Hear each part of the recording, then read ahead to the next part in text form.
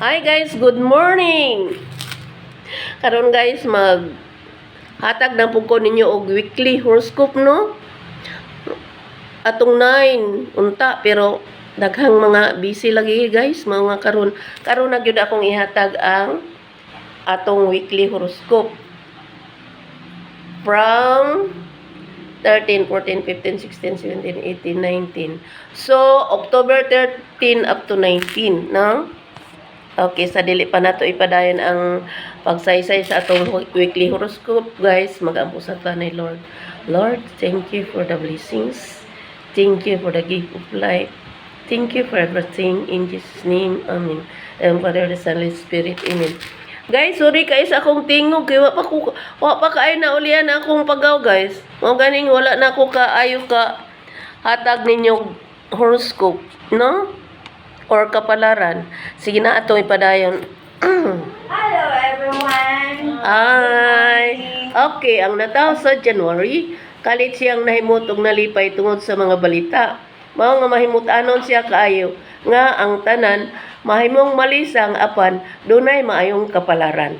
Then, February, mahimot og malipay ang February tungod sa mga balita nga dunay mga grasya nga moabot og kini iyang gipaabot og malipayon siya bisan daghang mga kalamidad miampo siya ni Lord nga ang tanan malinawon, malipayon og mahimut-anon sa mga gift nga ihatag ni Lord matag karon og niya.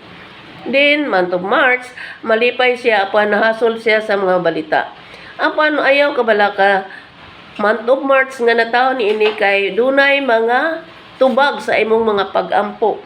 Dunay tubag sa imong mga pangutana og dunay tubag sa imong unsa man kasol ang tubag ay kahimuot, no?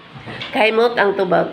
Kung nasol karon, mahimot ka sa kalit nga wala nimo palandunga. Dunay mohatag nimo kahimot og kalipay, dunay kas, dunay butang og kalit kini nga madawat nimo wala gyud ka magtuo nga maabot pa sa imong kinabuhi. Na in love nimo sa kalit o kinikinsa ni apan okay ra at least wala siya magdumot nimo. Hinuon ni imong ayo-ayuhan aron usab siya ma-inspire sa iyang kinabuhi nga kinahanglan siyang mga advice matagaron og unya. Then April mahimot ano malipayon kay tungod kay duna siya nahimo nga wala mahimo sa uban. Kalipay kay niya ang iyang gibuhat og kahimuot sa iyang mga sud sa kasing-kasing. Din May malipayon kaayo karon kay dunay siya nadawat or og warong nadawat sunod adlaw, sunod ugma og uban pa kay nalagi siya madawat sa kalit. Og mahimut-anon usab siya sa mga balita apan naasol siya sa mga kalamidad kay kini makadisturbo sa iyang pagtrabaho labne sa iyang mga pinangga. Then ang June kalit siyang nahasol sa mga balita.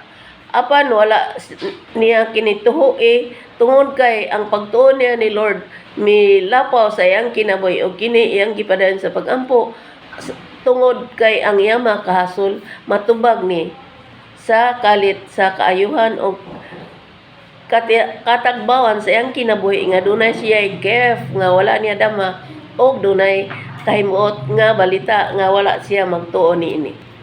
Then ang July maayo man ang iyang panginabuhi apan dunay siya mga plano unsaon pag-uswag, unsaon pagdala sa mga tao nga adunay matabangan o adunay po'y magpatabang.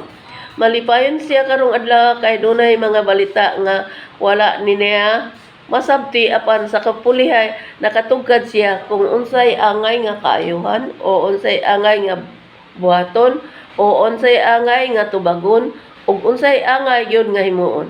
O kini ang month of July daghan siyang matabangan tungod sa iyang kasinatian o kini ikahimot kaayo og dunay tawo nga mohatag niya maayong kapalaran o kini mahimong salapi, mahimong butang og sa kalit sa umabot nga panahon unya na po'y promosyon sa kalit nga wala gyud siya moto nga ma-promote siya karon nga panahon na. Then August wala pod katugkad ang August kung unsay ang buhaton apan nahimot siya kung unsay angay alang sa pag-uswag sa tao ug alang sa panginabuhi nga ubanan sa pagampo o pinaagi ni ang tao mahimong asinso o labi na maningkamot siya. Then ang September mahimut-anon karon apan nahasol siya sa mga balita labi na sa kalamidad. Pero doon siya plano unsaon niya pag-uswag ang iyang kinabuhi o tabangan niya ang kinabuhi alang sa pag-uswag tungod sa iyang mga suod sa kasing-kasing o tungod doon siya plano nga makasugakod siya sa tanang mga katalagman o sa tanang mga problema nga matagaron unya moabot-abot pero pinaagi siyang pagampo masulbad ang tanan. O congratulations September nakahikalit nga promotion o unsang kini party ni sa trabaho. Then October maayo man ang iyang kinabuhi ug malipayon siya karon pero aduna siya pag-alagad nga mahimut-anon kayo tungod kay duna siya plano unsaon pag-uswag. Malipayon siya karon tungod sa nadawat niyang kantidad o kini ikatabang yun niya sa iyang panginahanglan matagaron og unya. Then November malipayon ang November pagkakaron apan duna siya plano unsaon paglambo matagaron og unya tungod sa iyang panginabuhi ug sa iyang pangandam nahimo gyud kini og nasabtan nga siya aduna gyud maayong kapalaran nga kalit nga wala gyud siya magtuon nini. Then December malipayon ang December karon apan mahasulon gikinahanglan niya nga magamping sa iyang likod kuto-kuto og dughan kay duna sa gipangbati. Mao nga kinahanglan ang December na mag-relax dili huna-unan og unsa pay mga problema kay sobra ka stressful iyang life karon. Apan ang kalit niyang pagampo og pangayoon niya ni Lord ang kayuhan moabot niya ang kayuhan og kini mahimot yun siya pag-ayo tungod sa dunay tao nga makahatag niyang inspiration o galit siya mahimut-anon og malipay. Okay guys, naumanag yun ko sa akong task no nga weekly horoscope. Mao nga karon moingon ko nga goodbye. I hate to see you go, but have a good time. Sulong I miss you there I know, but have a good time. Have a good time to all of us guys. God bless. Ngarabuhay po. Mwah. Kung na,